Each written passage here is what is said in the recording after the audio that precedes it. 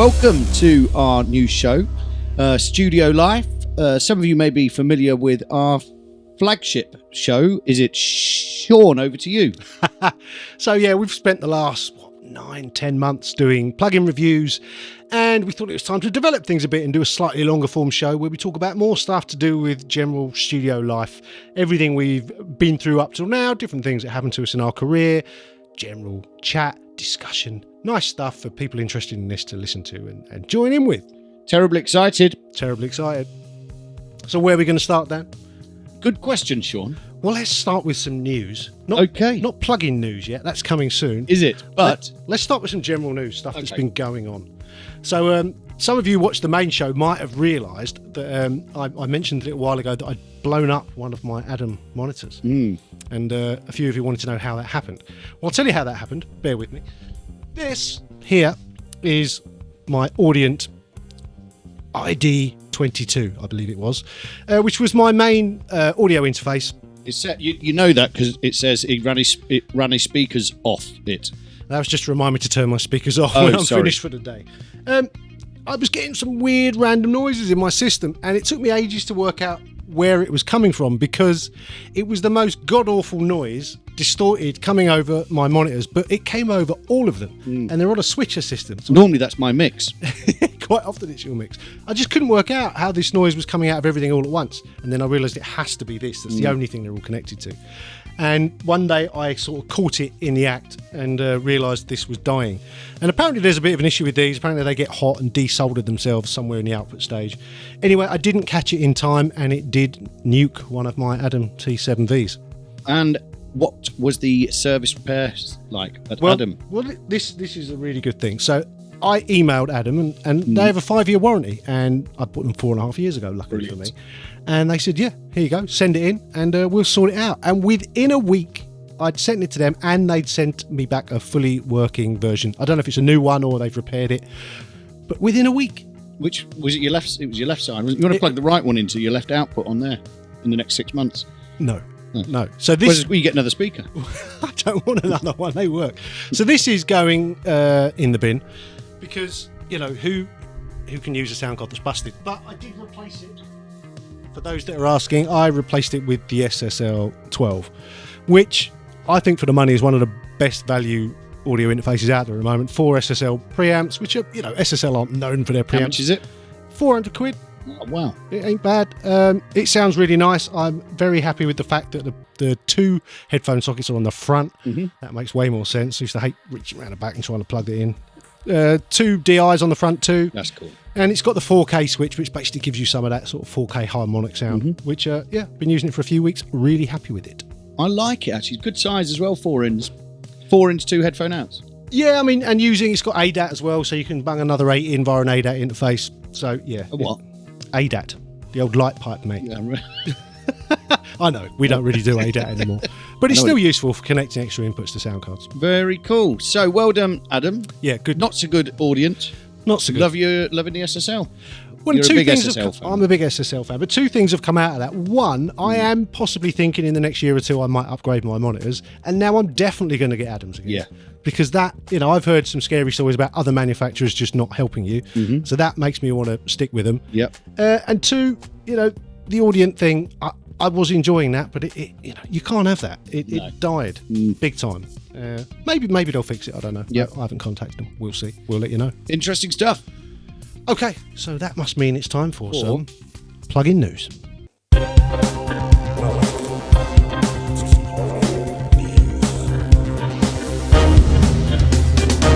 So, Sean, love the Sting there.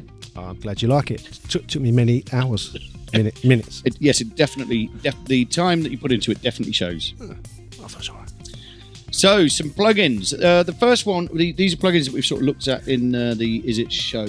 There are plugins we've looked at before, or maybe not, depending on when you're watching this. Not everyone watches this stuff in sync. Well, they should. They should. Yeah. Anyway, so the first one we're going to look at is... It's Strands by Void and Vista, and we have to say this one was co-developed by a really good friend of ours, Johnny Atkinson. He's a multi-instrumentalist, mainly a drummer, but a composer, sound designer. He's a multi-instrumentalist and a drummer. Well, he's mostly a drummer, but he plays a bit of everything. He's a very, very talented chap. It was that. Never mind. Drummer joke. I'll give you a And it's a contact instrument, and it has many presets, but it has this really cool interface. I think there's over 900 presets, and basically you can morph between them, and it does that as you're playing it. There's lots of really cool MIDI control. You can click on any of the easy to access MIDI controller bits along the top, and do you know what? It encourages you to make your own sounds. He does a lot of cool stuff, doesn't he, Johnny? So he obviously knew where this was going to be sitting in the sort of palette of, sound design predominantly. I remember this. In fact, you said you made a Left Field reference in the video for this. I always refer to that album, the first Left Field album, and the second Left Field album, to be fair. When I first heard them, I had no clue where those sounds came from. And I think that's a really good thing, because you know what it's like for us. We hear a record, we generally know exactly what synths we used, what patches we used, what drum sounds we used, and the Left Field stuff wasn't like that. It was all very unique, and this instrument gives you the opportunity to be very unique. Actually, made me go and listen to Leftism. It's classic, isn't it? It doesn't Absolute date classic. that stuff. Not dated at all. No, still sounds fresh. If it came out now, you'd be impressed. Oh, it's frightening, fantastic plugin.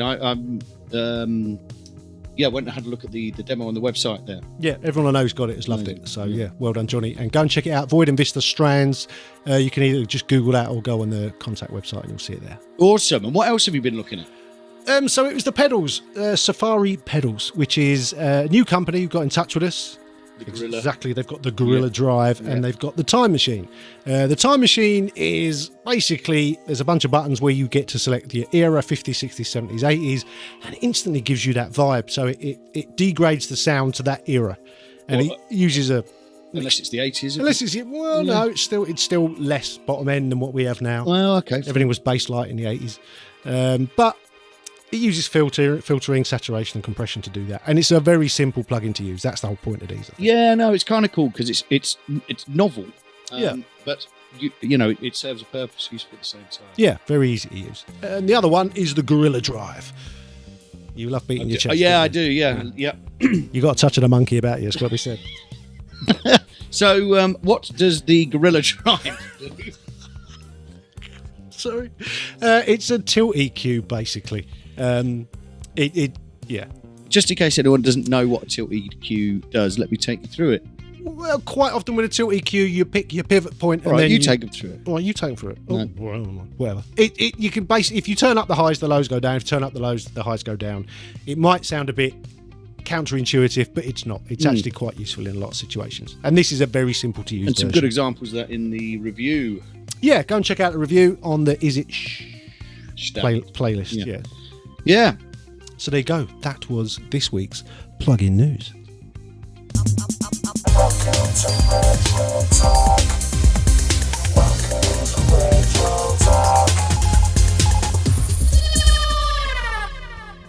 So Retro Talk. This is where we reminisce over bits of gear we used to have or used to use and maybe we miss. So, where are you going with, Dan? Well, we were just talking about this, weren't we, Sean? And what am I going with? I am going with that synthesizer, the soft... No, I'm not. I'm going to go with the Oxygen Cracker Logic 5. The Oxygen Cracker Logic 5 running on a PC laptop, probably. You got it. Yeah, wow, mate, on a Sony Vaio. Wow. Yeah. That was a popular... I mean, as far as cracked software goes, that was everywhere. It was, yeah. That was responsible for the beginning of my computer music. We all have to start somewhere. And we all pay for our software now, don't we, Dan? We do. We do all pay for our software now, yeah. But sometimes... We don't have any choice. We don't have any choice. You have to subscribe for it monthly, don't you, Waves? Yes, we do. Yeah, good point. Yeah. I'm going to go with my second 4-track cassette recorder, which was the Tascam Portero 1. And I started off with the Amstrad Studio 100, which was pretty terrible because it was a hi-fi and a 4-track, and it wasn't good at either. A hi-fi and Amstrad? I've never heard of this. So it had a record an English deck on company, top. isn't it? Yeah. Is it Alan Sugar? Yeah. Jesus. So you know what he's like? He'll sell anything to anyone. And he basically made this thing look really impressive, but it was terrible. Yeah. Worst crosstalk you've ever heard. Faders made of paper. It was terrible. But it worked, just about. I made all my early recordings on that when I was a kid, and then it was based on the look of a Tascam Portero 1, which is what I really wanted, and I did eventually get one. I remember the joy of that the first time plugging a microphone. We had 2 microphones with a jack plug on the end when I was a boy. Yep. And an Akai you know, in the Tall Boy, Hekkai separates. Yeah. The first time my dad recorded me talking, and I can remember it being like a what, you know, playing it back. It's interesting, isn't it? That we all have that first memory. I remember my brother I had an older brother. He borrowed a synth from somewhere. I'd never seen one, and I could hear it in his bedroom. I'm like, that sounds like someone's making a record in my house. Yeah. I'd never heard anything like No. that. That was the very early days of, I need to do this. Yeah. It's funny, isn't it? Interesting stuff. So the Port Studio, did you get your... Yeah, I had it for a few years and I used it a lot. It was great because it really was portable, the Portero one. You could put batteries in it. I'm guessing that's stick it in a bag. something to do with the name, is it? Something to do with the name, yeah. Batteries, Clues in the title. Batteries in it. But yeah, you'd sling it in a bag with a mic and some cables, and you'd go around to your mate's house and you'd record something and you'd mix it too. And it was, you know, none of this extra. Well, I mean, all the stuff we've got now, it just takes forever to get things finished. Yeah. In those days, you just got it done, bounced it out, finished. Yeah. So that was quite a good introduction, and also got me my first job in a studio because I basically said I know how to record things. Yeah. Done it on a 4-track. You might have 20 more tracks than that, but I've got a rough idea how to do it, and that honestly that did help. Yeah, you've had a bit of a history with these multi-track recorders, because you remember we did that thing for Roland, was it, when they did that first hard disc? Was it Roland or Yamaha? Oh God, no! It's all... We did the bass and we did Peter Green. Oh, it was Yamaha. It was Yamaha AEW 4416. Yeah, Yeah. I got given the first one of those and recorded the bass. Yeah, live for Radio 1 at the Islington Union Chapel. Here's the only piece of one of the. He's the only one of these that we have. Yeah. Go and record this for Radio 1 on it. Oh, live. Yeah, live Radio 1 session, the first time ever. Yeah, that was great though. Came out great. Yeah. It was a great bit of kit when that came out. Interesting. Good stuff. Anyway, that was Retro Talk. Retro Talk. So, what is today's hot topic? It's hot topic. Today's hot topic. We're gonna go deep. How deep? Well, I don't know. I guess we'll just see how deep it goes. Okay, so we're going to start off this first hot topic talking about vocal chain bullshit. Oh, vocal chain bullshit. Well, you know what it's like. You're on Instagram or TikTok or whatever. There are 1,000 producers or more all telling you their favourite vocal chains, and this is what you need to use. And is that helpful? Well, it's one of these questions that there's not a true answer for, is it? You know, I get asked this a lot by friends and colleagues that, you know, what do you use on your, and to be honest, it changes every time. It does change every time, and also for every singer. It's like arguing about what's the best vocal mic. Well, it depends on the vocalist. Yeah. And it's the same with vocal chains. I see so many of these. It's like, right, I have my saturator here, then I have my tuning here, and then I have my preamp here, and I have my compression, and only use this EQ. Don't use any other EQ. And it's like, these are not helpful. Is there a general order though? So you might have different types of plugin, but do you start with a what? You personally?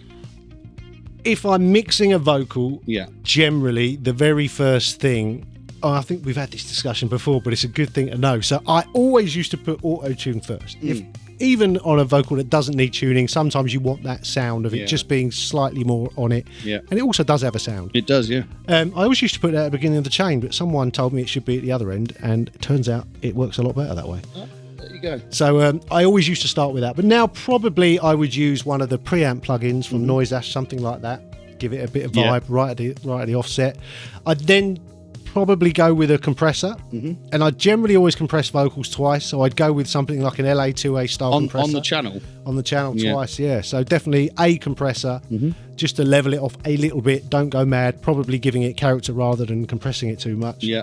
Then an EQ, just to make it sit where I want it to sit, get rid of the real low rumbly stuff, maybe put some sparkle at the top end, maybe cut the low mid depending on what the vocalist is doing. And then I'll probably go for an 1176 style compressor after that, and then I'll see where I'm at. But it could be that the vocalist you're working with, you just put one compressor on, you haven't EQ'd it at all yet, and actually it sounds right, amazing, in which case that's what you go with. And so your lead vocal, do you run that into a bus or do you run that straight to the stereo? Generally my lead vocal, and there would quite often be two, there'd be a main and there'd be a double track, I would run that straight to the stereo bus, and I would put all my BVs through groups. Right. And I would then process the groups. And what about effects? You don't run reverbs in line, obviously. I don't. People do, but I don't generally. You No, Ascend. run them all on Ascend, to an auxiliary. Yeah, definitely. Well, what sort of effects are you looking at? Give us. So, if you're doing a standard pop vocal, generic, what would be your go-to reverb setting, for example? How long would your reverb be? Plate, hall, chamber? That's totally song dependent, but generally it would be a combination of a really short reverb that's got like a bit of room ambience to it, nothing long at all. How then short? Really short, maybe not quarter of a second or something. Right. Really quite short. And then you just feather that in a bit so that it's giving it a bit of life, like it sounds like it was sung in a room. I mean, it might have that on it anyway. Yeah. And then a longer one, something like a Lexicon. And I quite often use a plate, generally around 2 seconds, and that will completely be song dependent. Yeah. Of course. Have you got any other little tips and tricks? You're very good. I noticed this when you're mixing live. You're very adventurous with your you make your vocals sound CD quality live, and you're quite adventurous. It's the main bit. It's the bit that people want to hear. Yeah, that's true. And I go mad. I always have lots of delays. I work out, I have a tempo delay doing quarters and one maybe doing eighths, and they'll come in and go on different parts of the song. I'll automate that. Always filter my returns, so the reverb, I'll always get rid of the bottom end off my reverb on vocals. That doesn't do any good, that being there. And the other thing is riding the reverb. You don't want the same level of reverb on every single line in your song. You'll find that out. You start playing with it. If you suddenly make a vocal a bit drier, it makes you pay attention to it. Yeah. Because it suddenly comes forward in the mix. Things like that. Interesting stuff. I've learned something there, people. This is why these things are so great, because we sit here talking this usual stuff that we sit usually chatting over a pint. And we all do things We are this differently. dull. We do. We sit in the pub talking about this sort of stuff. But we all do things differently. There's other engineers out there now going, well, I don't work like that. Why is he working like that? That's the good thing about this. There's sort of no right and wrong way. There's lots of ways, and you make it work for you. So it's always good to talk about that. But I think the main thing is when you see this stuff on social media, say you must do things this way. No, not really. There's no one vocal chain that's going to work for everything, or every style of music, or every vocalist. So take them all with a pinch of salt. Bit like favourite compression settings. I mean, they're going to change entirely on what you're compressing. And what about on the way in? Do you record vocals straight in preamp straight to your DAW? Do you compress it all on the way in? I like to compress a little bit on the way in, not a lot. I think it really helps the vocalist if they can hear that compressed sound in the cans, because it does make it sound more like a record. It gives them more confidence. So I think a little bit, when we don't have to anymore. We used to have to get high level to tape. Now with hard disk record, you don't have to. You can recover the level later. So, but I like to a little bit of character, a nice preamp, and a nice soft compressor on the way in. Generally, if you mentioned a little bit there, of course, because I was thinking, your plug-in chain is only one part of a vocal. Obviously, recording the vocal is another part. Yeah. But then coaxing a performance from your singer. That's a huge part of it. You mentioned that, making sure that the mix in their cans sounds good, giving them confidence, making sure that they're make sure they're comfortable, make sure the vocal booth is a nice place to be. That's really important. Getting them in the right zone. Psychologically, it's a big part of being an engineer is sort of personality management. It's the biggest part. Yeah, sort of is the biggest part. Be nice. Get everyone in the right zone for giving you the best work they can give you. That's really important. Quite often get rid of the band. If you're working with a band and a singer, try and get rid of the band. Let the singer just concentrate. They don't want the various members of the band shouting down the talk back at them.